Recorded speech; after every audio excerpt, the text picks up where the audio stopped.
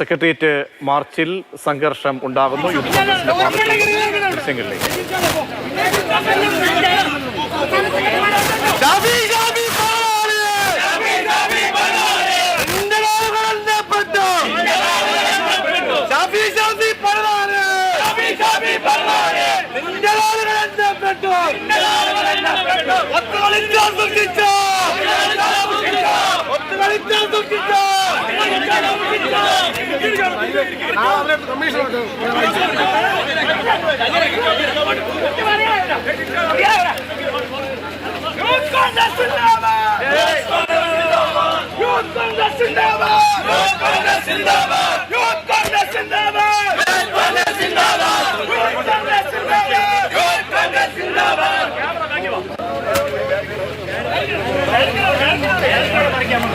Youth കോൺഗ്രസിന്റെ secretariat മാർച്ചിലാണ് സംഘർഷം നേരിയ തോതിൽ ഉണ്ടായിരിക്കുന്നത്.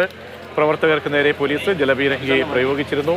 പോലീസിന് നേരെ മുദ്രാവാക്യം വിളികളുമായിട്ടാണ് യൂത്ത് കോൺഗ്രസ് പ്രവർത്തകർ ബാരിക്കേഡ് തള്ളി മറിക്കാൻ ശ്രമിച്ചത്. രാഹുൽ മാങ്കൂട്ടത്തിന്റെ അറസ്റ്റിൽ പ്രതിഷേധിച്ചുകൊണ്ടാണ് യൂത്ത് കോൺഗ്രസ് സംസ്ഥാന കമ്മിറ്റിയുടെ നേതൃത്വത്തിൽ മാർച്ച് നടക്കുന്നത്. പ്രവർത്തകർ ബാരിക്കേഡ് കടക്കാനും ഒക്കെയുള്ള ശ്രമങ്ങൾ നടക്കുന്നുണ്ട്. വലിയ പ്രകോപനം പക്ഷേ നേരത്തെ ഉണ്ടായ മാർച്ചുമായി താരതമ്യം ചെയ്യുമ്പോൾ ഇല്ല എന്നാണ് മനസ്സിലാക്കുന്നത്. അമൽ ചേരുന്നുണ്ട്. അമൽ, വലിയൊരു സംഘർഷത്തിന്റെ സാധ്യതയോ സാഹചര്യമോ ഉണ്ടോ?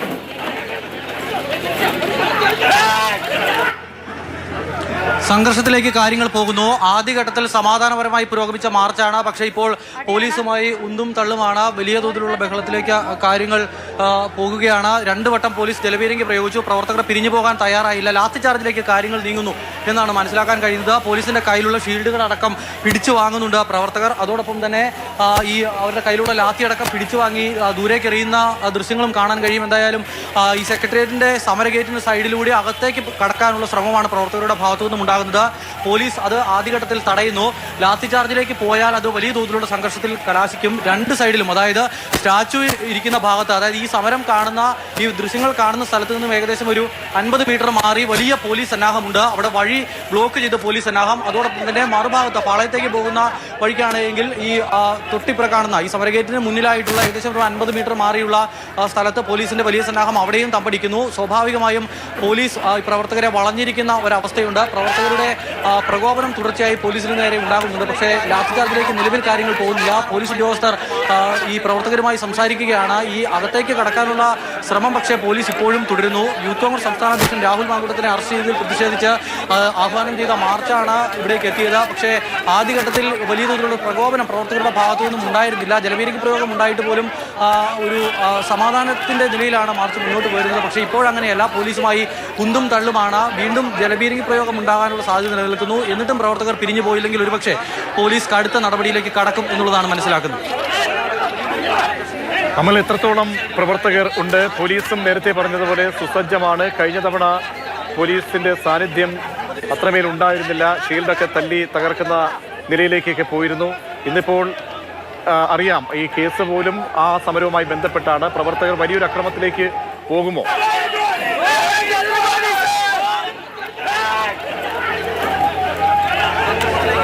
അന്നത്തെ അത്രയും പ്രവർത്തകരുടെ പങ്കാളിത്തം ഇല്ല. അന്ന് സംസ്ഥാന കമ്മിറ്റി നടത്തിയ, കേരളത്തിലുടനീളമുള്ള പ്രവർത്തകരെ തിരുവനന്തപുരത്തേക്ക് എത്തിച്ച് നടത്തിയ മാർച്ചായിരുന്നു. ഈ മാർച്ചിന് നേതൃത്വം നൽകുന്നത് തിരുവനന്തപുരം ജില്ലാ കമ്മിറ്റിയാണ്. തിരുവനന്തപുരം ജില്ലാ അധ്യക്ഷൻ നേമം ഷജീറിന്റെ നേതൃത്വത്തിലാണ് ഈ പ്രകടനം ഇവിടേക്ക് എത്തിയത്. അതിനുശേഷം ഷാഫി പറമ്പിൽ ഇവിടെ എത്തിയിരുന്നു. ഷാഫി പറമ്പിൽ പ്രവർത്തകരെ അഭിസംബോധന ചെയ്ത ഇവിടെ നിന്നും മടങ്ങി. അതിനുശേഷമാണ് പ്രവർത്തകർ ബാരിക്കേഡ് മറിച്ചിടാനുള്ള ഒരു നീക്കത്തിലേക്ക് കടന്നത്.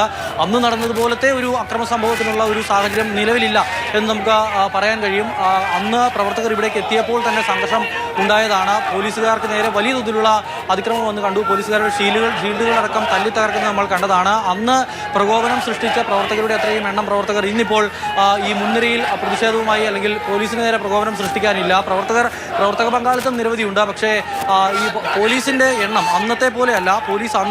പോലീസിന്റെ എണ്ണത്തിൽ അത്രയും അധികം പ്രവർത്തകരെ നേരിടാനോ അവരുടെ കയ്യിലുള്ള ഈ പട്ടിക കഷങ്ങൾ അടക്കമുള്ള സംവിധാനങ്ങളെ മറികടന്നു പോകാനോ അതിനെ പ്രതിരോധിക്കാനോ ഉള്ള പോലീസ് സന്നാഹം അന്ന് ഉണ്ടായിരുന്നില്ല. പോലീസുകാരെന്ന് ഈ വലിയ തോതിൽ മർദ്ദനം ഏറ്റുവാങ്ങേണ്ടി വന്നത് കണ്ടതാണ്. അതുകൂടി കണക്കിലെടുത്തുകൊണ്ട് ഇന്നിപ്പോൾ വലിയ തോതിലുള്ള പോലീസ് സന്നാഹത്തെ ഇവിടേക്ക് എത്തിച്ചിട്ടുണ്ട്. മറ്റ് സമീപ പ്രദേശ പോലീസ് സ്റ്റേഷനുകളിൽ നിന്നും AR ക്യാമ്പിൽ നിന്നും SFI ക്യാമ്പിൽ നിന്നും എല്ലാം പോലീസുകാരെ ഇവിടേക്ക് എത്തിച്ച് പൂർണ്ണമായും ഒരു സുരക്ഷാ പോലീസ് ഒരുക്കിയിരിക്കുന്നു സെക്രട്ടേറിയറ്റിന്. ഇപ്പോൾ വീണ്ടും പ്രവർത്തകർ ജലപീരങ്കി വാഹനമായ വരുണിന് മുന്നിലേക്ക് പോവുകയാണ്. അവിടെ പ്രവർത്തകർ പ്രതിഷേധിക്കുന്നു. പിരിഞ്ഞു പോകാൻ പ്രവർത്തകർ തയ്യാറാകുന്നില്ല. അങ്ങനെ വന്നാൽ പോലീസ് കസ്റ്റഡിയിലെടുത്ത് നീക്കുന്നതടക്കമുള്ള നടപടികളിലേക്ക് ഒരുപക്ഷേ പോയേക്കാം. അമലാണ് വിവരങ്ങൾ നൽകിക്കൊണ്ടിരിക്കുന്നത്. പോലീസുമായി ഉന്തും തള്ളും ഉണ്ടായി.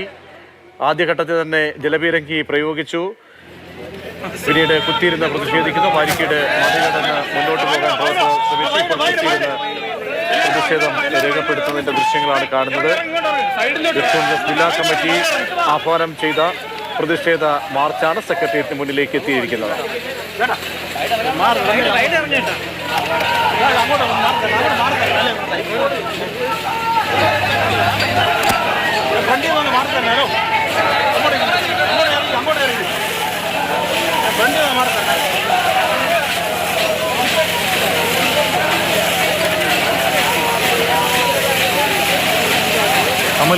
അമൽ, എന്താണ് അവരുടെ നിലപാട്?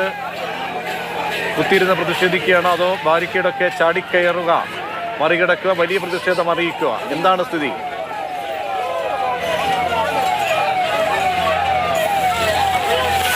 പോലീസ് ബാരിക്കേഡിന് സൈഡിലൂടെയുള്ള വഴിയിലൂടെ അകത്തേക്ക് കയറാനുള്ള ശ്രമം പ്രവർത്തകരുടെ ഭാഗത്തു നിന്നും ഉണ്ടായിരുന്നു. ആ ശ്രമം അവസാനിപ്പിച്ച് പ്രവർത്തകർ വീണ്ടും ബാരിക്കേഡിന് മുന്നിലേക്ക് എത്തി ബാരിക്കേഡ് തകർക്കാനുള്ള ശ്രമമാണ് ഇപ്പോൾ കാണുന്നത്.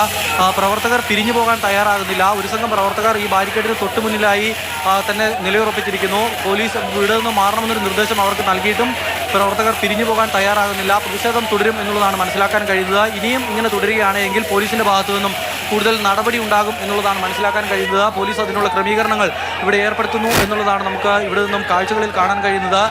പ്രവർത്തകർ വീണ്ടും റോഡ് ഉപരോധത്തിലേക്ക് കടക്കുന്നു എന്നുള്ളതാണ് മനസ്സിലാക്കുന്നത്.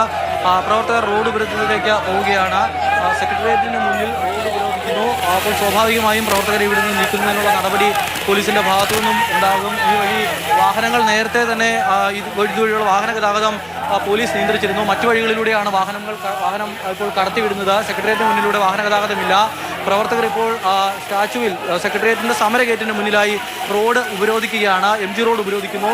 ഇവിടെ ഇരിക്കുന്ന പ്രവർത്തകരെ നീക്കാനുള്ള ശ്രമം. ഇവിടെ ഇങ്ങനെ അധികം നേരം പ്രവർത്തകരെ തുടരാൻ അനുവദിക്കാനുള്ള സാധ്യതയില്ല. അങ്ങനെ വന്നാൽ അറസ്റ്റ് ചെയ്ത് ഇവരെ നീക്കാനുള്ള നടപടിയിലേക്ക് പോലീസ് പോകും എന്നുള്ളതാണ് മനസ്സിലാക്കാൻ കഴിയുന്നത്. ഇപ്പോൾ